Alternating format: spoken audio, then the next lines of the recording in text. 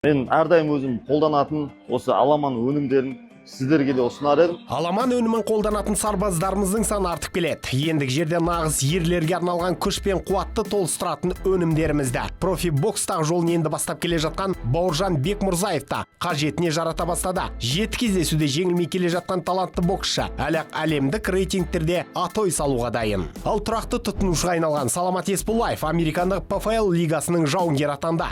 Ендігі жерде жарқын файтер аламанның күшін жаһандық аренада паш етуге құлшынып отыр. Саламаттың әлемді шеберлігімен тәнті ететіндігіне сенім мол. Тек қана табиғи қоспалармен жасалынатын біздің өнімдер қазірдің өзінде мыңдаған адамдарға көмектесті. Сіз де қалыс қалмай аламанның алдыңғы қатарындағы сарбаздарына қосылыңыз. Хабарласыңыз, қалыс қалмаңыз.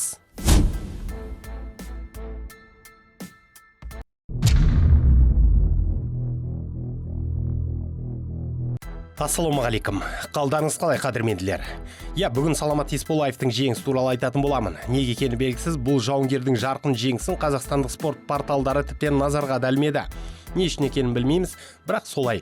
Осы тематикадағы еліміздің беделді екі сайтын қарап көрдім. Бірінде бір ауыз сөз жоқ. Бұл әдейі жасалып отырған нәрсе ме? Саралап отырсам бәрінде Николай Веретенниковтың UFC-дегі жеңіс туралы кеңінен жазылыпты. Николай жеңді. Бірінші раундтан нокаут алып келді. Ол да қазақстандық, оның үстіне UFC-де төбелеседі. Десе де шындыққа тікелей қарайтын болсақ, Веретенников ол жақта статист рөлін атқарылды. Жеңісінен жеңілісі көп. Ойда жоқта UFC-ге өткен. Оның үстіне бұл жолғы қарсыласы соңғы сағаттарда жекпе-жекті қабылдады. Негізі кім болса да жаман емес қой. Еліміздің абыройын асқақтатты. Неге сонда Саламаттың сұмдық апсеті туралы айтпады?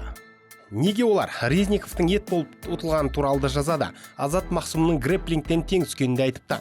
Бірақ ПФЛ-да дебютін жасап, әлемді бір сілкіндіріп алған қазақ жетістігі туралы айтпаған. Бұл редакция саясаты да шығар. Алайда тура сол кеште төбелескен Нұрмагомедовтың чемпионлық белбеуін қорғауын айтыпты. Мен бәлездеп отырған жоқпын, сондықтан ол қандай сайттар екенін айтпаймын да. Ал біле білген адамдарға Саламаттың жетістігі бұл айтылғандардың барлығынан бағалы жетістік. Өйткені ол бір ғана кездесумен әлемдік элиталы жауынгерлер қатарына келіп қосылды. Енді осысын туралы. Бұл Дубайда өткен ПФЛ Championship Series 5 турнирі болатын. Қазақстандық жартылай жеңіл салмақта төбелесті. Қарсыласы перулік Хесус Пинеда еді. Кездесу жалпы ұзақ барлаудан басталған. Екеуі көп қимылдады, бір-бірін айламен алуды көздеді, дегенмен ұзақ уақыт соққы жасамады. Осыдан кейін төреші тарапынан ескерту алған еді. Ал раундтың соңғы минутында Саламат қарсыласын партерге алып кетті де, қолдарын байлап тастап, шынтақпен жойқы соққыларын жасаған еді. Осы жерде Пинеда беріле салды. Осылайша қазақ жауынгері 10 кездесуде 10-шы мезгілінен бұрын жеңісін тіркеді. Мұндайды ешкім күтпегенде болатын, ал американдықтар сұмдық апсет болды деп таңғалыстарын жасырмауда. Әдеттегідей Саламат қысымсыз шығып, істі ушықтырмай ұтты. Ол Алаш Прайдта да осылай төбелескен. Қытайлық GSK лигасында да осылай ұтысқа ие болған. Мұнда да солай жасады. Оған қайда төбелессе де бәрібір секілді. Қобалжу деген түсінік жоқ екен. Енді Саламат келесі кездесуіне дайындалады. Мүмкін оған чемпиондық жекпе-жек беруде ғажап емес. Бұл салмақта әзірге ресейлік Тимур Хизриев чемпион. Ол 2024 жылғы ПФЛ Гран-приін жеңіп алған еді. Жалпы 30 жасар дағыстандықта әлі жеңіліп көрмеген. Рекорды 17-0, бірақ нокаутер емес, 10 бәсекесін шешіммен ұтып алған екен. Бұл екі жеңілмеген жауынгердің айқасы болады. Оны бұйыртып жатса көктемнің соңы мен жаздың басында көріп қалармыз.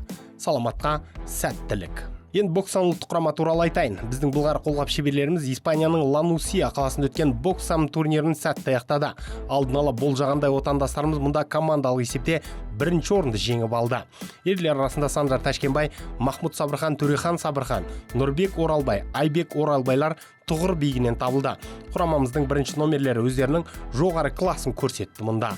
Аман Қонысбеков, Сағындық Тоғынбай және Нұрасыл Асылхановтар күмістен олжалды. Ал Нұрзат Оңғаров, Тимур Нұрсейітов, Нұрбек Мұрсал, Азамат Бектастар қола медальмен тоқталды. 5 қызымызда жүлдегерлер аймағына ілікті. Жалпы жетістік жаман емес, бірақ мақтайтынды іс емес деп санаймын. Қалыпты нәтиже ретінде қабылдадым мен. Енді боксшылар елге оралып жаттығу жұмыстарын жалғастырады. Ал екінші топ бұл аралықта Болгарияның Странджасындағы турнирге дайындалады. Өткенде айттым ғой, IBE әлем чемпиондар қайда деп. Міне сол жігіттер барады ол жаққа. Странжада өзбектерде болады. Мүмкін кубалықтарда ат басын бұратын шығар. Кіші әлем чемпионаты ретінде қабылданатын болсын да біз үшін іріктеу. Дәл қазіргі сәтте боксшылар Азия чемпионатына сұрыпталуда.